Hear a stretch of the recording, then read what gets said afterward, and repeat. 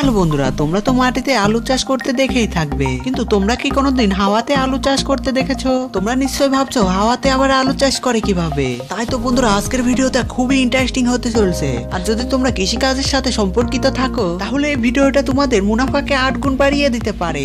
আর যদি তোমরা কৃষিকাজের সাথে সম্পর্কিত নাও থাকো, তাহলে ভিডিওটা তোমাদের জন্য খুবই উপকারী হবে। কেননা এই ভিডিওটা দেখার পরে তোমাদের জ্ঞান অনেকটাই বেড়ে যাবে। কেননা আজকের ভিডিওতে তোমাদের পটেটো ফার্মিং এর এমনই কিছু পদ্ধতি দেখাতে চলছে, যেটা দেখার পরে তোমাদের নলেজ তো বাড়বেই, সাথে এরকম পদ্ধতিতে আলু চাষ করে বেশি ফসল উৎপাদন করতে পারবে। আর বেশি ফসল মানে বেশি মুনাফা। তোমরা তো এইরকম পদ্ধতিতে জমিতে আলু চাষ করতে দেখেই থাকবে। আর বেশিরভাগ কৃষক এরকম পদ্ধতিতে আলু চাষ করে থাকে। আর অনেক আগে থেকে এরকম পদ্ধতিতে আলু চাষ করা হয়। কিন্তু এখনকার সময়ে কৃষিকাজ অনেক মডার্ন এবং স্মার্ট হয়ে গিয়েছে, যার কারণে অনেক কৃষক মডার্ন ফার্মিং টেকনিক ইউজ করতে শুরু করেছে। তো চলো জেনে নেওয়া যাক আলু উৎপাদনের এই ইউনিক টেকনিক সম্পর্কে।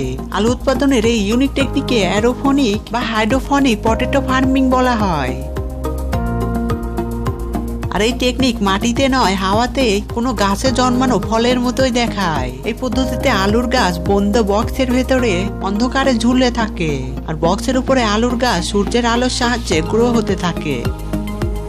স্পেশাল টাইপের নোজেলসের সাহায্যে কিছু কিছু সময় পর পর প্রয়োজনীয় উপাদানের মিশ্রণ স্প্রের সাহায্যে গাছের শিকড় পর্যন্ত পৌঁছানো হয়। তো চলো তোমাদের দেখিয়ে দিই অ্যারোফোনিক টেকনিককে কিভাবে আলু চাষের জন্য ব্যবহার করা হয়। অ্যারোফোনিক টেকনিককে প্রায় সব সময় গ্রিন হাউসের ভেতরে তৈরি করা হয়। এটা করার ফলে রস চোষক পোকামাকড় থেকে গাছকে রক্ষা করা যায়।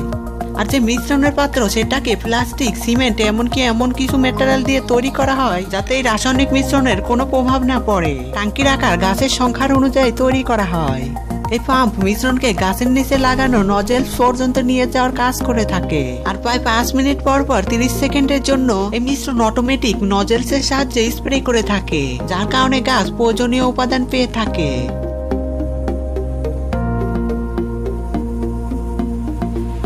গাছকে তরতাজা বানিয়ে রাখার জন্য গ্রিন হাউসে মিস্টাস লাগানো থাকে, যেটা গাছের উপরে পানির স্প্রে করে থাকে। গ্রোথ বক্সের ছাদে টিস্যু কালচারে বিকশিত গাছকে রোপাই করা হয়। আর ইন্দ্রজালিনী বক্সের নিচে লাগানো হয়।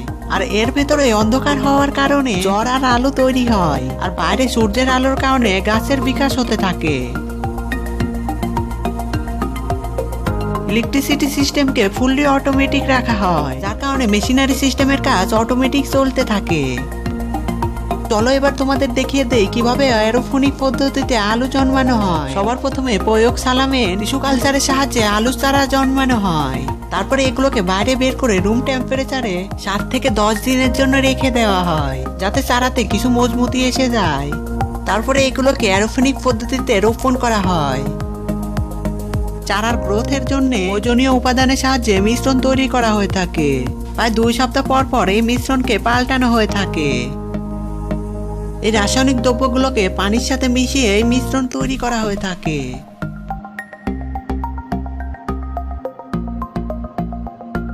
এখানে গ্রোথ বক্সে হোল বানানো থাকে। এখানে কিছু এরকম ভাবে গাছকে খুবই সাবধানতার সাথে ফিট করা হয়ে থাকে।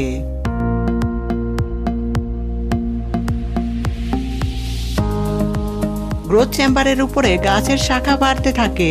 আর গ্রোথ চেম্বারের নিচে জর, স্টোলেন এবং আলু বিকশিত হতে থাকে। কীট এবং রোগ থেকে বাঁচানোর জন্য বিশেষ খেয়াল রাখা হয়ে থাকে। আর সময় সময় কীটনাশক ওষুধ এবং পেস্টিসাইডের স্প্রেও করা হয়। রোপণের প্রায় 1 সপ্তাহ পর থেকে জ্বর বিকশিত হতে থাকে। আর 40 থেকে 70 দিনের অন্তরাল প্রথমবার আলু সংগ্রহের জন্য প্রস্তুত হয়ে যায়। এবার এটাতে হওয়া ছোট ছোট আলুকে বীজ বানানোর জন্য ফফুন্দি নামক রসায়নের সাথে 10 দিনের জন্য লাইটে রেখে দেওয়া হয়।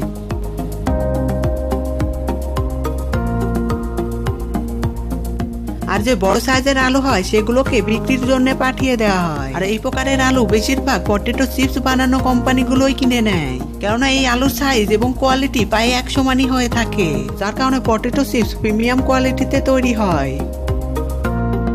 অ্যারোফোনিক পদ্ধতিতে অনেক লাভ হয়ে থাকে। এই টেকনিকের সাহায্যে হাই কোয়ালিটির বীজ তৈরি করা হয়।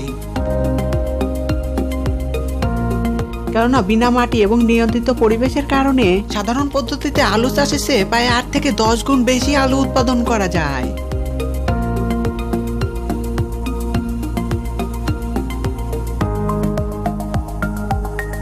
এই পদ্ধতিতে পটেটো ফার্মিং সেই জায়গাতেও করা যাবে যেখানকার মাটি আলু উৎপাদনের জন্য উপযোগী নয়। এই পদ্ধতিতে বছরে প্রায় 2 বার আলু উৎপাদন করা যায়। এটাতে উৎপাদন খরচ অনেক কমই হয়ে থাকে, কিন্তু সকল মেশিনের খরচ একবার হলেও উঠাতে হবে। এই পদ্ধতিতে আলু চাষ ভবিষ্যতে অনেক বড় অবদান রাখতে পারে। তো বন্ধুরা, এই ভিডিওটা তোমাদের কেমন লেগেছে অবশ্যই কমেন্ট করে জানিও। আর বন্ধুরা, ভিডিওটা ভালো লাগলে একটি লাইক করে দিও এবং এমনই সব ইন্টারেস্টিং ভিডিও পাওয়ার জন্য চ্যানেলে সাবস্ক্রাইব করে নিও এবং ভিডিওটা অবশ্যই তোমার বন্ধুদের সাথে শেয়ার করে দিও যাতে তারাও এই আলু চাষ সম্পর্কে জানতে পারে।